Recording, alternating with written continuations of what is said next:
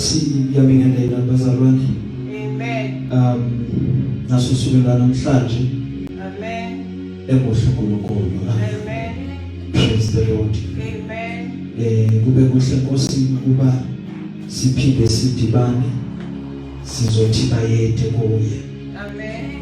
Makabongwe Jesu. Amen. Hallelujah. Amen. Once again bazalwane namhlanje nginezwi lenkosi engithanda ukuba sibonisane ngalo bese siyahlukana. Hallelujah. Amen. Praise the Lord. Amen. Ya bazalwane ke namhlanje labazalwane abavamise ukuthi basisize babambekile bazalwane. Hallelujah. Amen. So I have to ukuthi ngingenze konke ngegama lika Jesu. Hallelujah. Amen. Wathi umuntu ukwazi ukukhuluma isilungu, always the show must go on. Hallelujah. Amen. Irregardless we go on, irregardless we press on, noma ngabe kunjani endleleni. Amen. Hallelujah. Amen. Because always the Lord njengoba siphila kulesi sikhathi Yeah. inkosi isawuvulile umnyango womusa ukuba ivangeli lishunyayele lifinyelele eindaweni zonke. Hallelujah. Amen. So uma kunendlela, uma kusavumekile ukuba lishunyayele, sibizele ukuba senze lokho. Hallelujah. Amen. Ngoba siyofika isikhathi elithi iBhayibheli bayohamba abantu baye entabeni belifune kodwa bangasamtholi because umnyango wokushunyayelwa kwalo uyobe usuvalile. Hallelujah. Amen. Praise the Lord. Amen. Really once again, even today, this opportunity asithathi kancane, Yeah. but we value it because we believe and we know ukuthi kukhona ushintsho lwenzakalayo empilweni zabantwana bakaNkulunkulu wherever they may be across the world. Hallelujah. Amen. Siyabingelela ke kini bazalwane emuhle uJesu, sibonge ukuthi nizohlanganyela nathi. Sibingelele to abazalwane who watch live ngelihle igama lika Jesu. Hallelujah. Amen. Across all digital platforms siyabulisa sibonga baba uNkulunkulu osasigcinile waphinde wasenzela umusa. Amen. Hallelujah. Siyabonga bazalwane ukuthi every time, every Sunday without fail niyasilalela. Into enkulu leyo bazalwane ukuthi nithatha isikhathi senu nilalele intshumayelo nalabo bangekho bazalwane. Hallelujah. Amen. Nakulabo abakhona siyabonga bazalwane ukuthi nize nizodibana nathi usuku lwanamhlanje. Amen. Amen. EmaBhayibhelini ethu sifunda indawo ngithi azibe zimbili. Indawo yokuqala incwadi yesililo. Nokholwa ukuthi le ncwadi yabhalwa uJeremiah. Hallelujah. Amen. Sifunda incwadi kaJeremiah chapter 3. Mabila amavesi lapho sibone emva kokuba sesiwafundile ukuba kungaphuma ini. Hallelujah. Amen. Emva kwalokho bese siyaphuthuma sifunde incwadi yabaseKorinte besibili ichapter ngithi u4 iverse u16.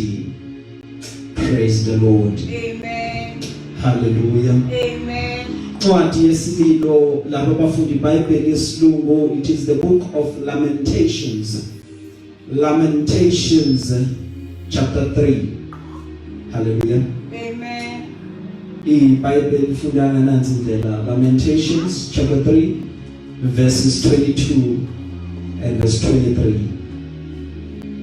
Incwadi yesililo chapter 3 verses 22 as well as verse 23. The Bible reads as follows. The faithful love of the Lord never ends. His mercies never cease. Great is his faithfulness. His mercies begin afresh each and every morning. Hallelujah. Amen. Ngumusa kaJehova ukuthi asiqediwe Yeah. ngokuba ubele bakhe aphele Yeah. busha ekseni njalo. Amen. Thembeka kwakho simakade kukhulu.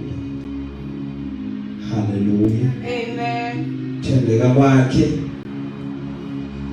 kukhulu.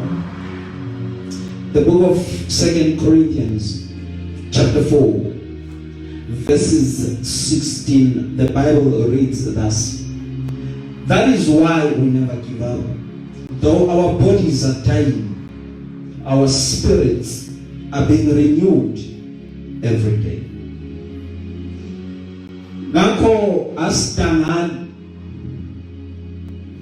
kodwa noma kubhubha umuntu wethu wangaphandle owangaphakathi wenziwa musha imihla ngemihla.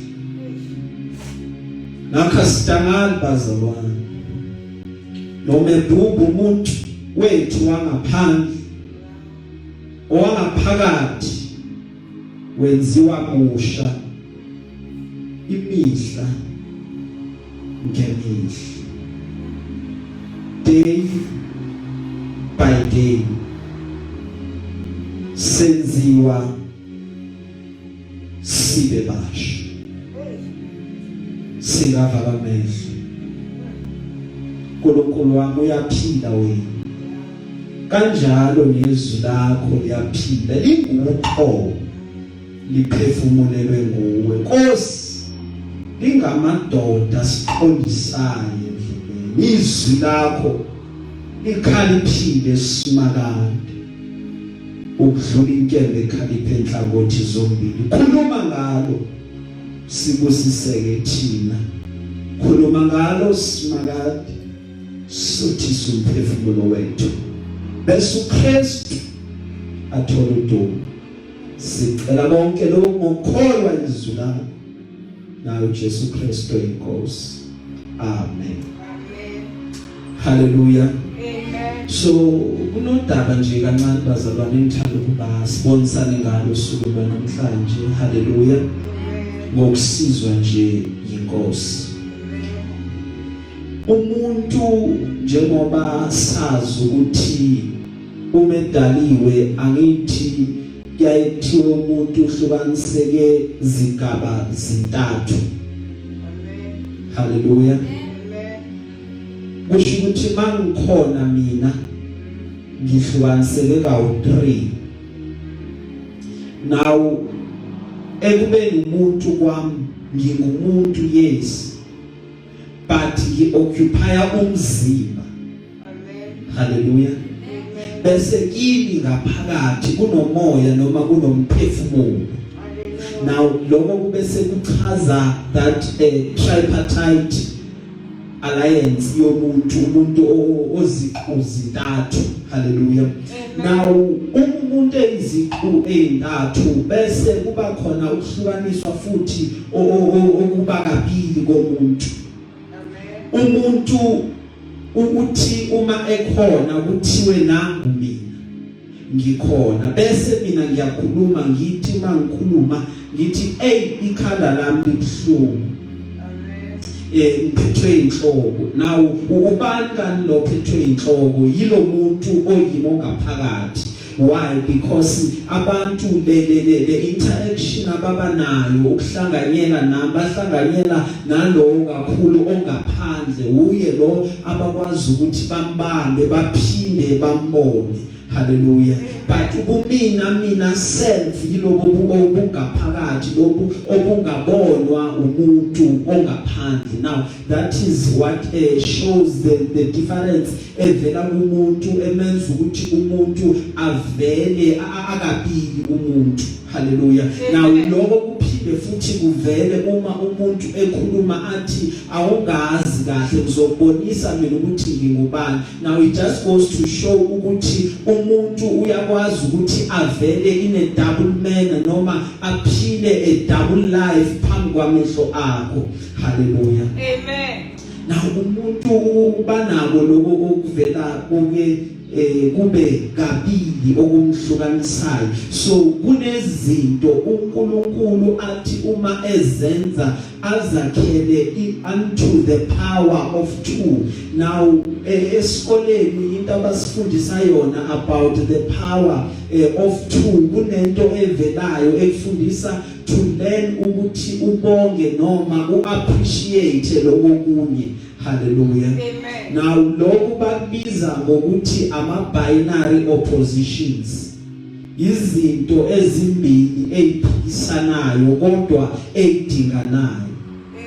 Uma umhlaba udalwa lithi iBhayibheli bekade kugcwele ubumnyama all over umhlaba, uNkulunkulu wafika wazokhuluma phezulu kobumnyama wathi kube khona ini ukukhanya. Yet ubumnyama uNkulunkulu azangathi bungaphindi kube khona, ubumnyama kuba khona. Lithi iBhayibheli uNkulunkulu ehlukanisa lephathi ekhanyayo wayiqamba wathi this is day noma yimini lena, lephathi emnyama wathi lana kusebusuku. Na ukuze sibone noma si-appreciate ukukhanya kwethu kwelanga, si-appreciate simply because we know what is it like ukuthi sibe sebumnyameni. Umshumayeli chapter 3 uyichaza kahle le ndaba uma echaza the patterns of time, asho ukuthi kukhona isikhathi sokuzalwa, kukhona isikhathi sokufa, aqhubeke njalo athi khona isikhathi sokutshala, khona isikhathi sokuvuna. It just shows that contrast between lezi zinto ezimbili, one without the other ayikwazi ukuthi ibe khona. Iba khona ngobani? Ngoba kukhona le enye, and awukwazi ukuthi uappreciate le enye ungabonanga le enye. Awukwazi uappreciate insuku la uhleka noma wenama ujabula khona ungakaze ube neinsuku la ukhala khona. So ukhala ukufundisa ukuthi uappreciate and ukhumbule lezo insuku ukuthi kuke kwaba nosuku la ngangikhala khona, but I thank God ukuthi lezi insuku zingcona ifana nale insuku esadlula kuzo. Hallelujah. Njengoba imvula ina kulezi insuku, ilanga singalibonanga lisahambile ilanga phakathi kwethu singaliboni, kukhona abanye bathi ngiyalikhumbula ilanga njengoba imvula isina kangaka, because ukuna kwayo it shows ukuthi you need to appreciate ngelinye ilanga mase kuthiwa nali ilanga seliyabona. Hallelujah. So that is how life is built. Life is built around those patterns, that pattern that ukuthi kunezinto eziyokwenzeka, but siyabonga ke kuNkulunkulu ukuthi yonke lento eyenzakalayo we understand ukuthi uma kukhona isikhathi sosizi noma sokudabuka, we rest assured ukuthi we anticipate isikhathi sokwenama, ngoba akwazi ukuthi kuhlale kusizi zonke insuku, akwazi ukuthi sihlale siswele every time, because uNkulunkulu nathi ngelinye lamalanga uyakusikhumbula bese senzela umusa. Why? Because we have enjoyed that season yobumnyama empilweni yethu, kofika ukukhanya nakithi. That is why kwazi ukukhuluma athi nakamakhanya khona wakhanya. Why? Because yonke indawo, all the time or all the seasons, they do come upon a certain place at a certain time. Ngesikhathi kusuke ezimiselwe sona. Hallelujah. Praise the Lord. Amen. Hallelujah. Amen. Now engifuna ukuba sibuke na uthi obhala iBhayibheli kungumusa kaNkulunkulu, kungumusa kaJehova ukuthi uma usibuka thina uthola into eyodwa, Amen. ukuthi asiqedi. Hallelujah. Ziyasehlela izimo, ziyafika izimo zizosishaya, Amen. but uma usibuka urealize into eyodwa ukuthi laba bantu abaphili. Hallelujah. Hallelujah. Amen. Now kune part, Yeah. kune element Hey. yokuqedwa. Amen. That part eyakhelwe empilweni, when we go back Hey. to Yeah. the power of two, siphila nje kukhona okunye okuphakathi kwethu, Ah. igama labo ukufa. Oh, Jesus. Praise the Lord. Amen. Ukufa ngendlela okungakhona, Ah. lithi iBhayibheli uma ulifunda, isitha sokugcina siyonqotshwa Hey. kuyawukuba ukufa, ngoba nasiyakhona akusekho kufa, akusekho ukugula, akusekho insizi, Ah. because ukufa kuyobe sekunqotshwe. Amen. Uma ukholwa uNkulunkulu, Yeah. ngelinye ilanga wahamba uNikodima wanyonyoba ebusuku eye kuJesu, Oh, Sam. abona ukuthi uJesu, as much as mina ngazi umthetho, kodwa kunendoda phakathi kwethu Hey, Jehovah. ephethe iqiniso lesikhathi elidingayo. Oh. So waya kuye abantu bengaboni kumnyama, umefika kuye wambuza ukuthi manje ngiyayizwa lento yakhe inamandla, Hey. na ukuze ngiyithole kumele ukuba ngenze njani?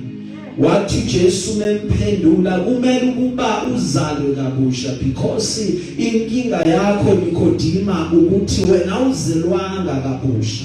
So uNikodima waba nenkinga ukuthi sengimdala kangaka ngabuyela kanjani esizalweni ngiyozalwa kabusha, kanti uJesu ukhuluma about the spirit man efanele ukuba azalwe kabusha. Now what happens in life esiphila noma sikholwa izi kudingeka ukuthi imvelo yakho ehlezi eyathuma idalwa yadalelwa esonweni, yahamba nesono, yasijwayela isono, uma ifika idibana noKristu bese iyafa. Amen. Uma isifile bese kuvuka imbewu entsha, Amen. so that umuqala uthi ngiyaphila ungasayiphileli wena, kodwa kutholakala ukuthi mina sekubumina sekufile. Kunezinto ezithuma uyitholile evangelini yiguqule ukwenza noma ukuyiphatha kwakho, because sekunento oyitholile efika yenza ushintsho ngaphakathi kuwe. Uma isingena yenza izinto zingafani nasekuqaleni. Amen. Hallelujah. Amen. Praise the Lord. Amen. So kumele ukuba ngife mina ngingasaphili mina Hey, Sam. ukuze kuphile uKristu, Jesus. ngoba uKristu ungene ngaphakathi kimi. Amen. Hallelujah. Amen. Now kwenzeka njalo, omunye uthi ngiyafuna ukusindiswa, but into engishaya ukuthi ngiyokwenza kanjani, because kunezinto engisabambelele kuzo, kunezinto eziseduze kwenhliziyo yami. Hey, Sam.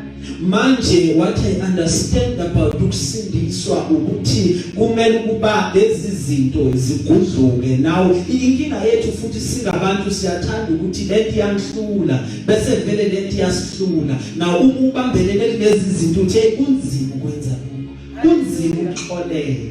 Amen. Ngimthethelela kanjani wangenza into ebuhlungu kangaka? Ngiyamthanda uNkulunkulu kumthanda kumele ngimthethelele lo hayi. Hallelujah. Omunye zashathi ngabaxolela bonke lo hayi wangiphuka lo mzala. Qiniso lihle wakho. Hey, Hey, Jehovah. ngacishe ngavuka esibhedlela. Ah, sister. Ukuthi ngimthethelele kimi kunzima. Hey. noma uhlala naye uthi uzoletha isisombululo kuba isolution kule inkinga yakhe utshela ukuthi inkinga yakhe inkulu kangakanani ekugcineni noma sewuhamba sekuhlukana uthola ukuthi la niqale khona ngcina khona ngobani ngoba isisombululo azange nize nisithole ngobani ngoba yena usafuna ukuhlala kulento yize athi mina sekusukile lapha sengiyisidalwa esisha. Amen. Praise the Lord. Glory. Ubuza uthi kwenze kanjani usizakala kanjani na impendulo. Hallelujah. Uza kuNkulunkulu njalo. Uza nobuthakathaka bakho ubazi ubone. Nabu ubuthakathaka bami nabu ngiyabazi. Awusiza baba. Navele inhliziyo encane. Wangisukela ithi qifi. Oh. Hallelujah. Amen. Mara ngiza nayo kuJesu. Yeah. Ngifike ngiyibeke ngidlala indaba yakhe. Hey, Nkosi. Uthe thathani konke. Yeah. Ninenkhathele nenisindwa ngoba lezi zinto esithwele ziyakhathaza. Lezi zinto esithwele ziyasinda. Athi thathani konke. Hallelujah. Ngoba ivangeli bazalwane. No. Liyafana nalento esasiphuza sisakhula. Igama layo iCastor Oil. Yeah. Igama layo ekhona engathi chocolate ayimnandi. Yeah. Kwesikhathi ujabule uthi uJoji chocolate uyodla kamnandi kanti sewuyibulele. Amen. Ayibhalwanga ukuthi toilet. Hallelujah. Kodwa kuyazi ukuthi wonke oyiphuzile. Amen. Ugcina khona. Hallelujah. Nevangeli Jesus. uma lingene ngaphakathi komuntu izinto zikhona.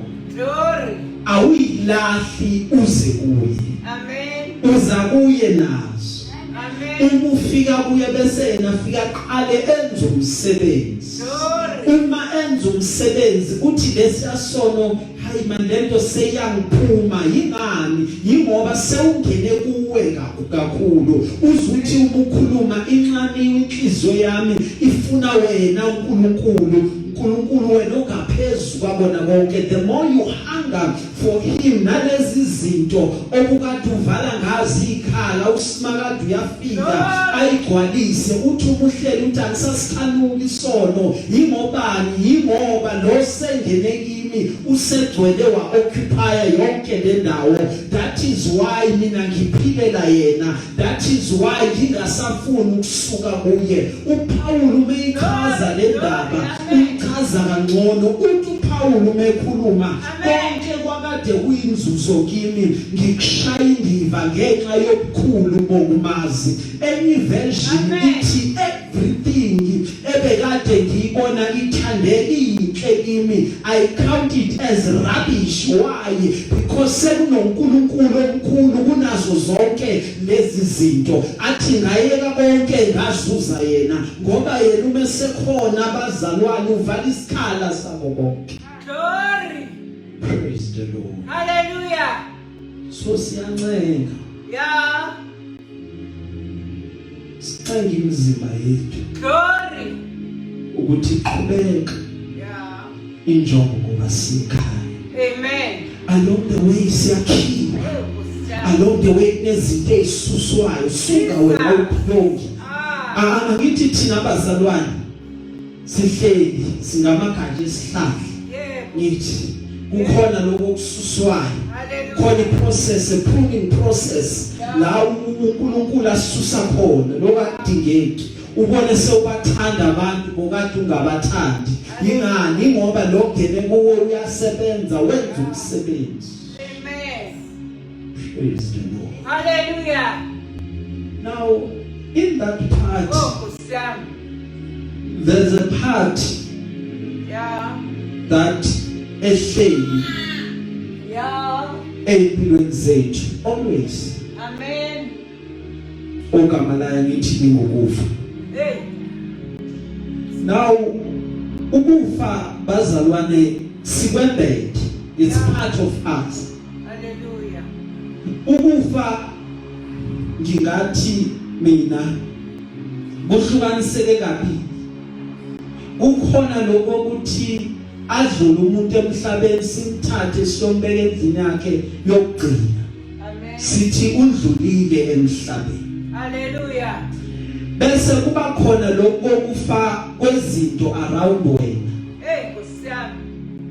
Ukufa kobudlelwano ku around wena Yeah.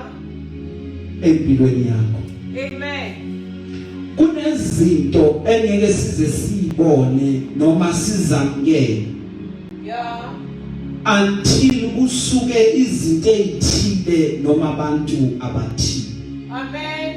One thing about death, ukufa bazalwane, ukuthi once it happens empilweni yakho, there's a part kuwe that is never the same. Amen. There's a part kuwe eguqukayo. Why? Because you have experienced death ethile upon your life. Hallelujah. Amen. Now, bazalwane, umuntu uma udlulelwa isihlobo sakhe emhlabeni, okwenzakalayo noma besineminyaka emingakanani, kuyaye kube buhlungu.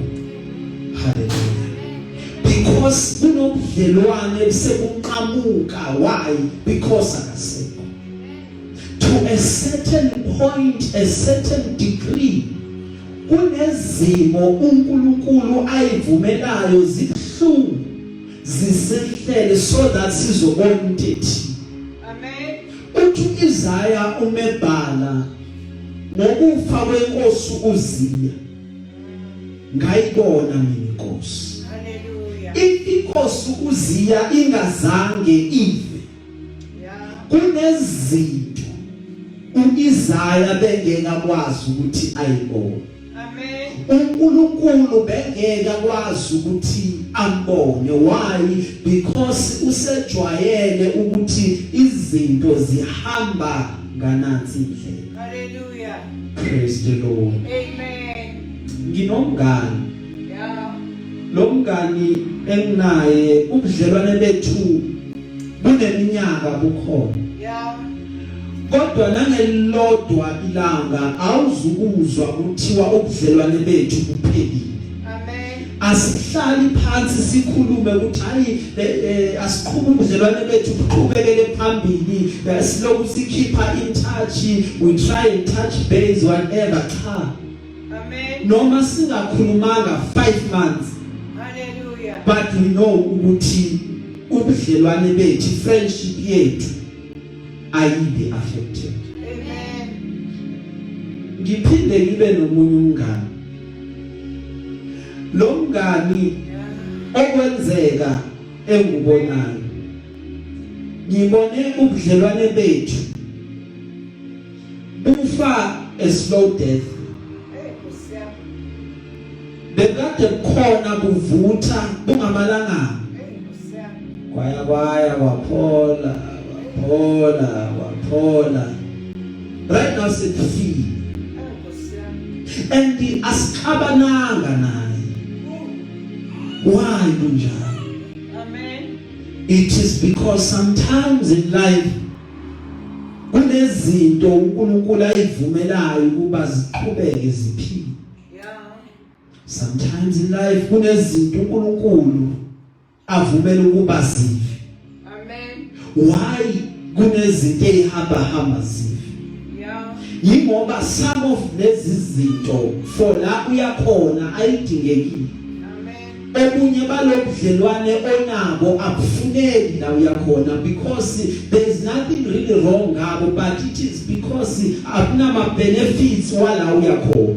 Amen. That is why now self you don't see the need ukuthi ubuqhube lobudlelwane. Why? Because uyabona ukuthi akuna benefit etheni ongayizuza ngabo, even if kuthiwa sephelile, it's fine. Amen. Hallelujah. Amen. Because that is how life is built. Hey. There are things uNkulunkulu ayivumela ukuba zife. Hey, Nkosi yami. Zifa ngoba sisuke nathi sanamathela kuzo kakhulu. Hey, Nkosi yami. Partly okunye sangasamnaka uNkulunkulu ngenxa yalezi zinto. Hallelujah. Hallelujah. Amen. Praise the Lord. Amen. Ngikhumbula nganginemoto. Ngiyithanda le moto yami. Kusiyami. Hlala ngiyiwasha. Kusiyami. Uma sengiyiwashile ngihambe ngingafuni lutho ngani. Few years down the line. Kusiyami. Ngangena ku MVA. Jehova. Yaphela imoto. Kusiyami. Ngayibuka nje phambi kwami ehlala iphelile. Jehova. And uma abantu bekhuluma nawe wehlelo kalelwe into ebusuku. Bakhona labathi asibonge impilo baba ukuthi ukhona uyaphila hayi imoto uzayireplace. Nayiwe vele ngathi awezwa kahle. Yeah. Because banalento ukuthi they don't feel my pain. Yeah. Hallelujah. Amen. Until ngaya kuNkulunkulu. Yeah. Ngabuza le reason. Kusiyami. Baba kungani? Jehova. Wathi inkinga yakho ibe yabayo yinye. Kusiyami. Ukuthi usuke waba too attached. Suke wanamathela kakhulu kulento. Jehova. Now I wanted to show you ukuthi Sisaba. ezinye zezinto more especially material akufanelanga inhliziyo yakhe ihlale kakhulu kuyo. So that noma kwenzeka ngiyithatha isuke esandleni sakho. Jehova. Kodwa indumiso yakhe ingaguquki. Kusiyami. Hallelujah. Amen. So that ezohamba uqhubeke sewehlelwe yizo zonke izinto ezikwehlele kwathathwa ukuthathwayo kwenzeke okwenzakalayo uqhubeke umdumise uNkulunkulu abe nguNkulunkulu angabi nguNkulunkulu ngenxa yokuthi ubonga izinto kuphela oyitholile. Uma imvula zikunetha umoya ufika ushaya ngakuwe you disregard God kwangazuthabela. Amen. He remains uNkulunkulu. Amen. Ngabe sengathi baba ngiyabonga.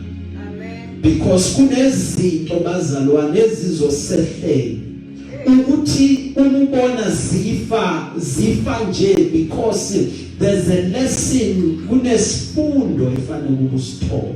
Hallelujah. Ufunda ini kule mpilo yakho? Kusiyami. Hallelujah. Amen. Njengoba iqhubeka zehle iyodwa into yenzakalayo. Umusa thina siqedile.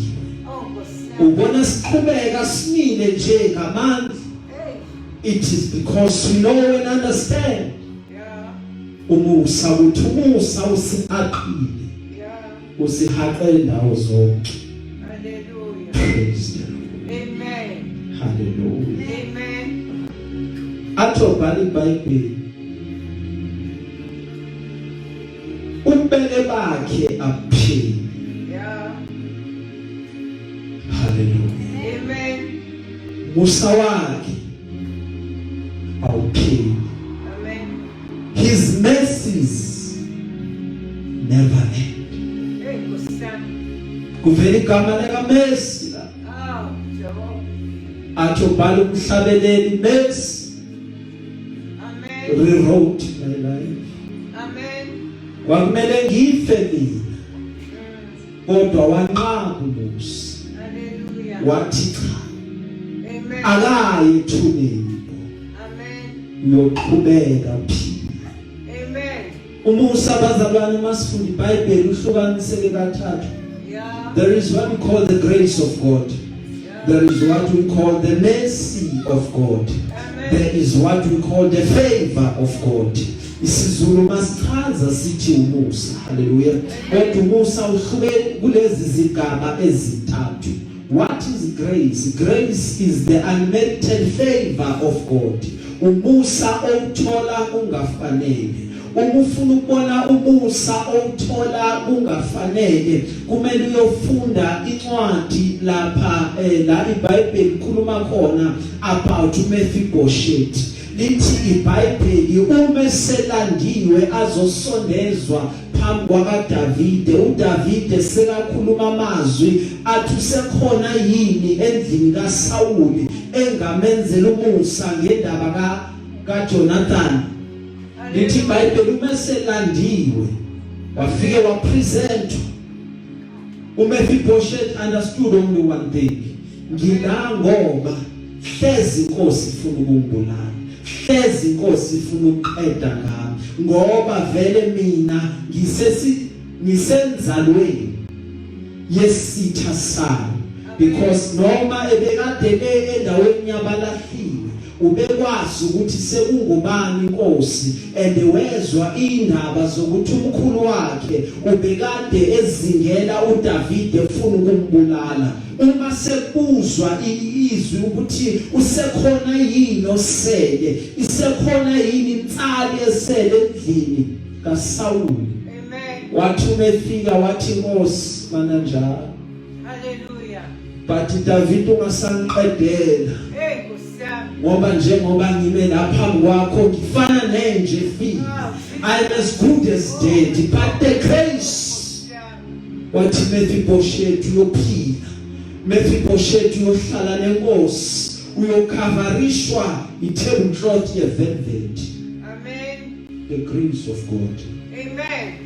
bese bakhona what we call the favor of God Yeah. favor Amen. what is favor Hey.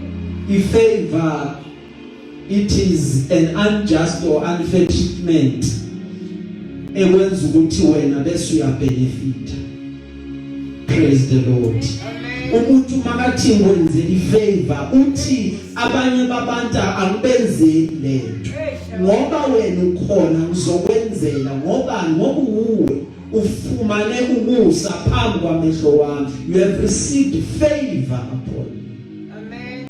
Praise the Lord. Hallelujah. Ubani wathola ifavor lithi iBhayibheli masifunde incwadi kaEsther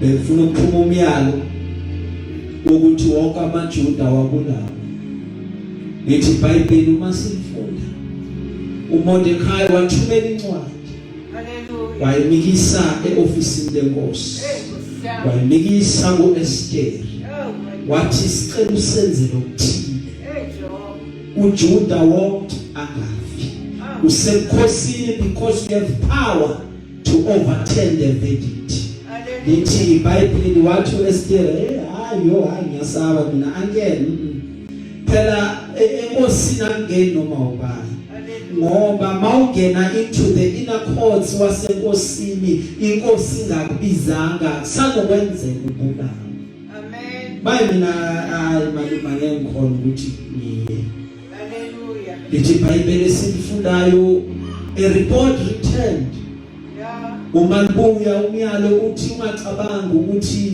wena uyosinda hleze usebukhosini for this time ukuthi kusinda amaJuda umuthula wena usizo loqhamuka kwenye indawo bese lithi iBhayibheli wathi ngiyezwa wathi hleze nawe usendleleni uyawukufa lithi iBhayibheli wathi malume ngiyezwa ngizoqoqa zonke intombi zami la ngikhona nangihambani niqoqe amaJuda onke 3 days and 3 nights ningene enkonzweni yokuzila ukudla ningizile ukudla ningaphuzi nokuphuza lutho bese mina ngiyongena enkosini uma ngifa mangife uma yongena enkosini lithi iBhayibheli inkosi yelulela isandla inkosi kungasisi isikhathi he showed favor to Esther wangena uEsther by favor that came from prayer. Hallelujah. Praise the Lord. Amen. Then ukugcina Yeah. there is the mercy of God. Hey, Mercy, what is mercy? Mercy bekufanele ukuba ngithole ijudgment befanele ukuba ngibulawe befanele ukuba ngihlulelwe but kuthiwa bypass ijudgment then I continue ukuba ngiphile ngijabulile. Why? Because I have found mercy. Amen. Lithi iBhayibheli owesifazane bathi uma bemthola bathi nangu Nkosi simbambe ephinga nangu size kuye. Beza kuJesu sebaphethe amanje bathi hayi sizomkhanda ngamanje. But before simkhanda wena Jesu thini, because we are standing on what the word kaMoses ithini, ithi okufumaneke enza lokho akaphontsitshe bese kuyaphelwa ngayo. Amen. Lithi iBhayibheli wathi Jesu Hallelujah. phakathi kwenu njengoba mina. Amen. Uma mkhono ungena so Jesus. akaphontsitshe lokuqala. Bayibuka bona babuka laba bamlethile. Oh, Christian. Wonke umuntu wacabanga isono sakhe asenzile. Wathi hayi lesingathi singcono. Christian. Nalesamba lishije bahamba akekho watshela umunye. Oh, Jehovah. Bonke baphenduka bahamba. Jesu mevusa amehlo uthi baphi apha ama-accusers akho. Uthi owesifazane Nkosi bahambe bonke. Uthi nahamba ngwahluleni kodwa ngithi kuwe hambe ekhaya and sin no more. Why? Ngoba she was shown mercy. Wangasaphanishelwa izono zakhe. Praise the Lord. Amen. That is why iBhayibheli silifunda lithi iBhayibheli the mercy of God is new, his mercies are new every morning. Sithi noma sonile ngayizolo but uma sivuka siyawuthola umusa ngoba uNkulunkulu uyayinisa imvula kwabagodli naba-ungodly. uNkulunkulu uyasithethelela noma sesone kangakanani. Why? Because unguNkulunkulu that is full of mercy. Amen. Qobo nje kuba sivuka bese siyamshiya. Christian. Jehova wahamba nathi. Musa wakhe musha usuku nosuku. Omunye uzuthandizevi la uNkulunkulu asebeke khona. Christian. It is because God. Jesus. Ubona imesi kufanele. Amen. Hallelujah. Amen. Praise the Lord. Amen. Uma siyolala Christian. kunobusuku Oh. and ziningi izinto Jehovah. ezifikayo ebusuku. Uke wagula ebusuku Christian. uzwe ushawa yini pain, God. uzokunye ubuhlungu ongakwazi ukuthi ubuchaze. Kwesisikhathi mawuthi uyakhuluma ubona angisakwazi nokukhuluma. Mina ngizazi ukukhuluma but ayiphumi nokuphuma ivoice yami. Mangithi phakamise umzimba uphakama. Noma ngithi ngifuna ukumemeza kumsize ngiyobiza. Zame phakathi kuwe ukhuleke. Baba yibanga. Ungazi nawe ukuthi ulale njani nini. Ubone sewuvuka ekseni. Mawuthi uyavuka uthi uyakhuluma ayakhulumela. Uthi uphakamisa inyawo inyawo ziyaphakama. Uthi praise the Lord, treating right. Inkinga ivela nje mase kumele ubuyele futhi uyolala. Cabanga uhleze iphinde ibuye le yanto yayizolo. Amara thandazi uhamba uyolala. With the hope ukuthi ngeke ibuye. Avela ingabuyi. Then you see ukuthi ebusuku kunezinto ezisehlelayo esingakwazi ukuthi sitshele omunye umuntu ngazo. Because uma zifika zibe personal ngendlela. Hallelujah. Praise the Lord. Amen. Athi obhala iBhayibheli ebusuku ziyafika inyembezi. Ebusuku kuyenzeka ukhale kodwa ekseni injabulo iyafika. Praise the Lord. Amen. So noma ngibe sebusuku I rest assured ukuthi morning is coming. Kuzokusana kimi, kuzokhanya nakimi. Hallelujah. Praise the Lord. Amen. Ngoba uma kumnyama manje khanya kuyeza. Hallelujah. Sizomemezela lokho namhlanje. Amen. Ukuthi morning is coming. Yeah. Kuyeza ukusana kuwe. Yeah. Hallelujah. Amen. Hlezi uhlale kumnyameni for a very long time. Yeah. Ungayiboni indlela efanele ukuyithathe, ungaboni la fanele uye khona because it was so dark. But morning is coming. Praise the Lord. Amen. There is something ivele ebusuku. Ebusuku kuvela inkanyezi. Hallelujah. Amen. Abafundi begeography they know ukuthi even ilanga njengenye yezinkanyezi. Amen. Hallelujah bazalwane. Amen. Now ebusuku kuvela inkanyezi. What is the benefit yokuba khona kwezinkanyezi? Ngoba uma siphakamisa amehlo ethu sibuka phezulu siyazibona izinkanyezi. Hallelujah. Ithi izinkanyezi zindalo ziyimvelo kaBabuNkulunkulu. Amen. Izinkanyezi into ezazi ukuthi kukhona ozelwe ayinkosi and uzalwa eBethlehem eJuda. Amen. Sometimes your dark moments, sometimes ikhathi zakho zobumnyama izona ezikhanyisela indlela yakho. Hallelujah. Amen. Now kuya ngokuthi umubuka ubona kanjani. Uma ubhekile, what do you see? Amen. Hallelujah. Amen. Ingabe ubona inkinga noma ingabe ubona amathuba na? Hallelujah. Makabonga uJesu bazalwane. Amen. Praise the Lord. Amen. Amen. Hallelujah. Amen. What do you see? Hallelujah. Yini engiyibonayo? Amen. Yini leyo oyibonayo ngobheke? Hallelujah. Hallelujah. Amen. Because sometimes what happens empilweni uma umuntu esibuka Yeah. ubona ukuthi siyaphela, Yeah. ubona ukuthi ngazi ukuthi siyabhidlika, Hey, Lucia. ubona izinto zingahambi kahle. Hey, Jehovah. Hallelujah. Amen. Athi uPawulu nebhala asidangali, Hey, Lucia. asidikibali, Hey, my God. ngoba umuntu wethu lo ngaphandle Yeah. obona shayeka wena, Yeah. obona ngathi uhlangene nezikhathi ezinzima Oh, Lucia. noma ngabukeka kunjalo, Yeah. but lo ngaphakathi Yeah. wenziwa musho usuku nosuku. Hallelujah. Nakekela lo muntu wakho ngaphakathi Yeah.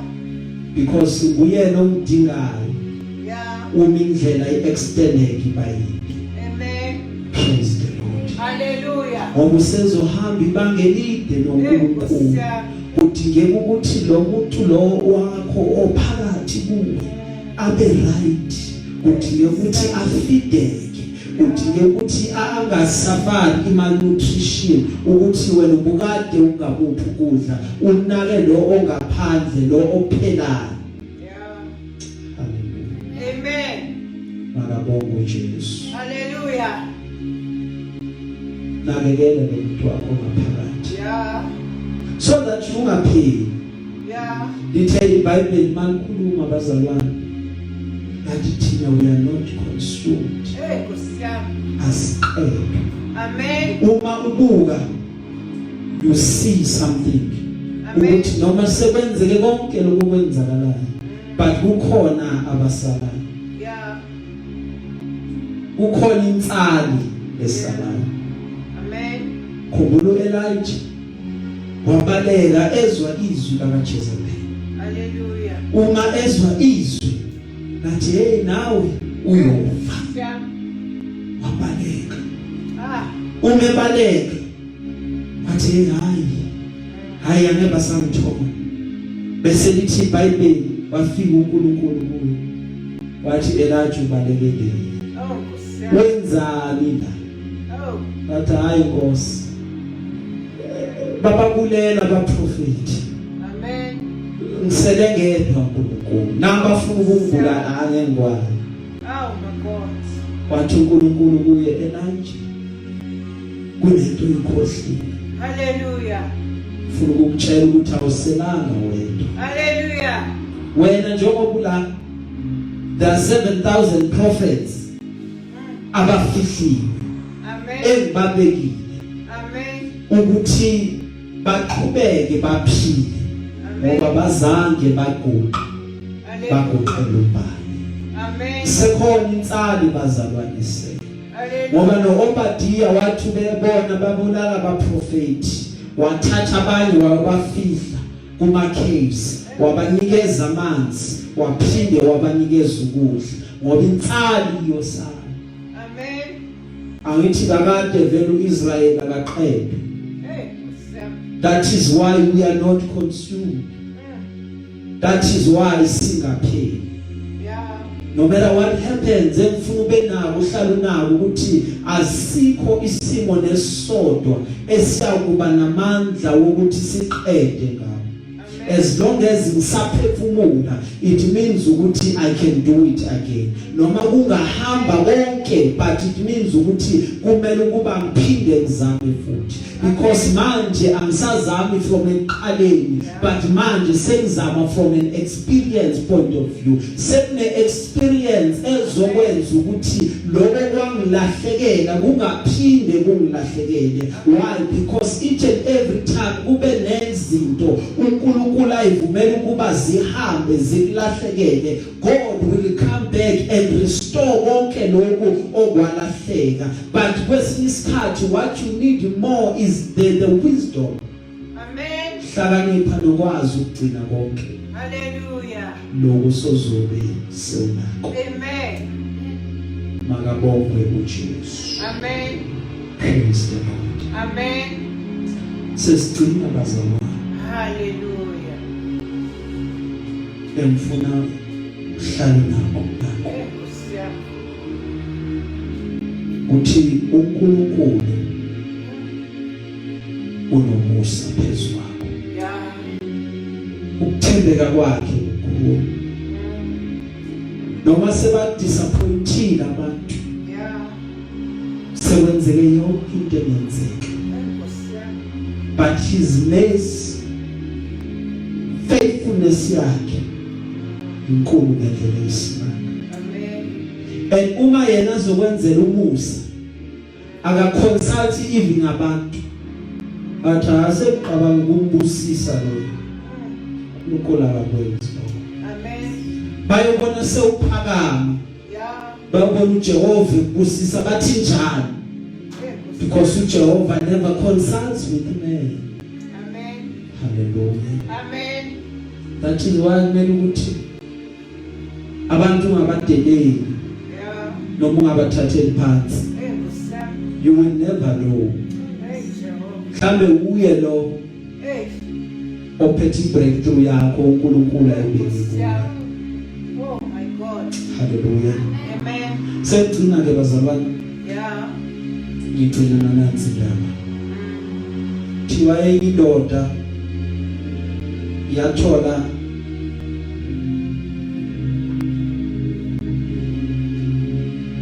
indawo kuleyo ndawo encane eyikhukhuni ithola kune butterfly ne Amen. kodwa ibutterfly or umvemvane akakapheleli Amen. so njengoba lingakapheleli kusafanele ukuthi liphume la likhona bese amaphiko alo yo ayinikeza amandla okwazi ukuthi bese liyafly Amen. because ibutterfly iyafly now ke wafike wayibuka la lizama ukuphuma khona because lizama ukuphuma and selivele ngomzimba half inyawo lephansi azikakaveli but njengoba lizama ukuphuma kule mbobo elizama ukuphuma kuyo alikhona Amen. wathi ecabangeni kwakhe no ngizomsiza mina bese wathatha isikelo ngoba uyabona ukuthi kunzima ukuthi liphume wasika lekhukhula uma seliphuma laphuma kalula now walinda ukuthi ngoba ama butterfly ngiyawazi fanele ukuthi bese amaphiko walo ayancipha bese liyaqala liyandisa walibuka umzimba walo udumbile la ngaphansi walibuka isikhashanyana wabona alindisi wamangala ukuthi kanti kwenzakaleni wabona lokhu lizulu laphansi lihamba ngomzimba wathi kuyaqala ke lokhu kuba kwenzeke ngikubona wabese uyabuya after a few days azoyibheka still uthola isimo sisafana ibutterfly ayindisi wabese uyahamba uyobuza omunye umuntu owazilwana wathi kune butterfly engiyithole ibambekile kukhukhulu ngathatha isikelo ngathi ngiyayisiza now le butterfly ayisandizi what went wrong kwenzakaleni amen wathi lo baba umemtshela wenzekani kusiyami bekufanele le butterfly njengoba uyibona lapha uyiyeke izigcina iphumelele ngoba kwenzakalayo nakho la emzimbeni wayo the more izama ukuphuma kufanele ukuthi the fluid noma uketshezi uphusheke phansi kuye phansi behla nomzimba the more lokhu iphuma bese mase kufika ngasekugcineni bese amaphiko wayo ayancipha bese from lapho uyakwazi ukuthi bese iyandisa iyafly now in life usethi ke lo baba in life kunezimo ezisehlelayo abanye abantu baze bacabange ukuthi uma benza okuthile basuke basiza thina kanti ngaleso sikhathi basuke basibulala in essence that is why kunezimo uNkulunkulu ezithuma zikwehlela akavumela abantu abathile ukuthi babe khona kunabantu ongathi uyabafonela uthola ukuthi abatholakali ngoba babambeke ezintweni zabo God understands ukuthi uma lo muntu ekusizile you will never become lo muntu Jehova ufuna ukuthi ube wuye fanele ukuthi lenhlungu oyizwayo lokuyehla ngenzansi like with the butterfly uma seyihlele ngenzansi bese kuba khona ipush eyenzakalayo emaphikweni bese amaphiko ayaqala ayaphakama bese amumatha amandla bese yandisa amen sengcina glory ngina ngokuthi lokhu sizo ngalithola akulona lokhu sizo okuba usizo olunye usizo akulona usizo kuwe because once you get it kunezinto kuwe engeke zize zindize hallelujah amen sewehlelwe ikona bonke funa ubambe nankamazwi asidikibali bazalwane noma sibona ngathi kuyaphela we understand one thing ukuthi senziwa masha we are being renewed hallelujah ngomusa wenkosi yethu uJesu musa kababa uNkulunkulu musha usuku nosuku hallelujah siyabonga ngibazalwane ufuna kwezwi lenkosi uzophendela la kwanga inkosi ingabusisa ukufunda kwezwi